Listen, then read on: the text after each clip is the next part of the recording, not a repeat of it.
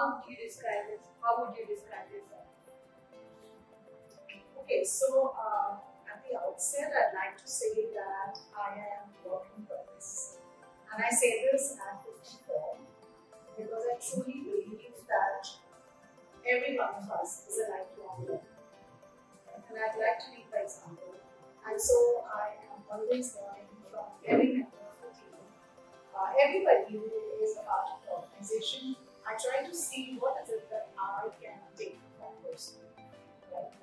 But if I have to describe myself in terms of strengths and weaknesses, I am very proud to say that my strength is my attitude of perseverance, which then is about not giving up ever and being very focused towards what I want to do. And I think the ability to be a problem solver is another one that has really kept me going, because I never dwell into what the problem is. I start thinking about why did that problem come about and how can we find a solution. And that is what I also tell every team member, that what has happened is the past. Let's look forward and see what we can do to ensure it doesn't happen again. I do have weaknesses, and so I'd like to say on record that I'm not as tech savvy as I should be or would like to be, which also then doesn't make me a very organized person, and that's something that I'm working, and that's work in progress, and I'm very sure I'll do this with my attitude of perseverance. Thank you. Irma, I would like to ask you, what words of advice do you have for our generation? Okay, it's been my constant effort at school and a constant point of discussion with the team, all the teachers, heads, etc., on the challenges I think that the current youth faces in terms of pressure. You have a lot of academic pressure, you have social pressure, and of course social media, which is I think the biggest one.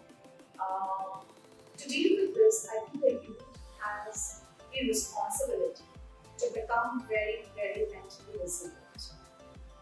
Resilience comes from believing that what you are doing is right, what you are doing is not being unfair to yourself or to people around you, and also the attitude of empathy. If you have something, you need to be sensitive to another person or another human who probably doesn't have that. And these two, I think, if you have, everything else is a byproduct which will come automatically. So if you're mentally resilient and you're sensitive, you're empathetic towards your peers, I think you'll find it. So yes, it's very true about social media, and not only that, having a lot of competition and drama between our peers really distracts us, and it is difficult for us to keep up. Thank you. Good morning. So I would like to take this opportunity to ask you a question. Post the pandemic, tools such as AI have been coming around. So the need for schools and teachers in the coming days will be done. What is your take on this? So I'd like to say technological advancements are here to stay. The pandemic was a very good example of how technology helped us sail through such difficult times. At the same time, keep the education on for 2 long years.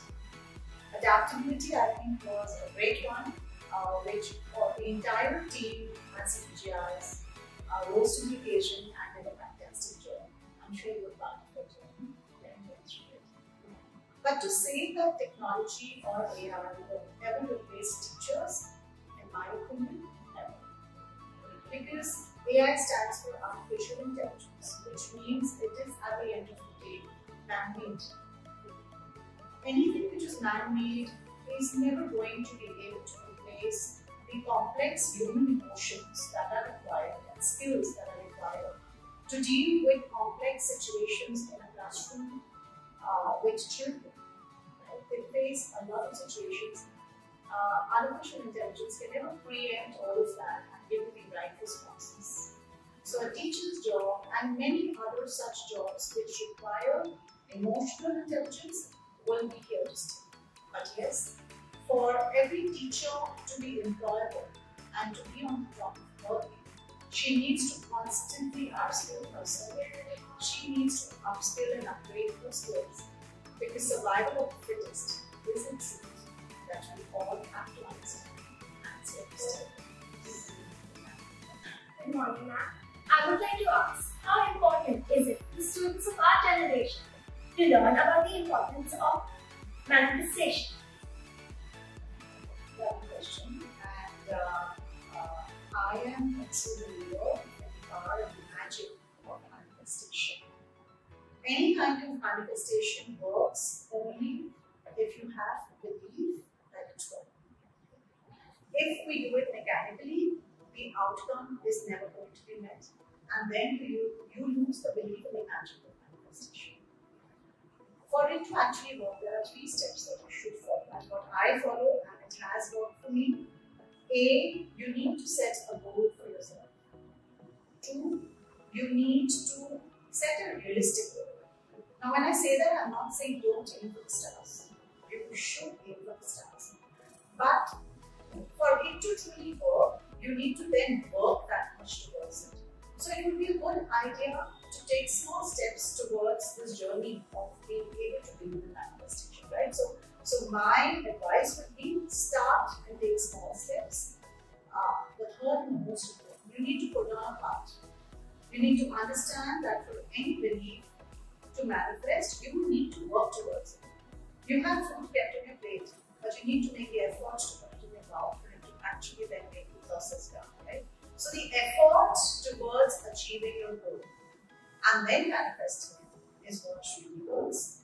So I would then say that every one of us should believe in it and should try to achieve it with these 3 as your prerequisites to believing. There is a beautiful book called The Biology of Belief. It's written by Bruce Lipton, in which he actually tells you the science behind achieving what you believe in. So if you have the time, feel free. Everyone should read this book because it makes you believe that to be positive is very, very important. Only then will you achieve it. Good morning, ma'am. Could you please share with us your vision for the future of CBJ with us? Sure. Well, the present, the past, and the future of CBJ has always been the well-being of every learner who's on campus.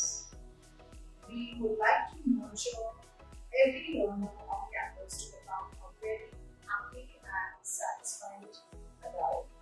We would like every learner on campus to realize his or her potential. And the growth story of CBJ is absolutely integrated with the growth story of every learner. Right? It's always been and will be our vision to have children go out into the world, achieve what they have set out to do, have a very fulfilling life, because that is going to be the true outcome of all the efforts that we put throughout our years that our learners are with us. So I believe that if my team is able to realize this vision, we will manifest what we have set out to do. Yeah. Namaste, Baji.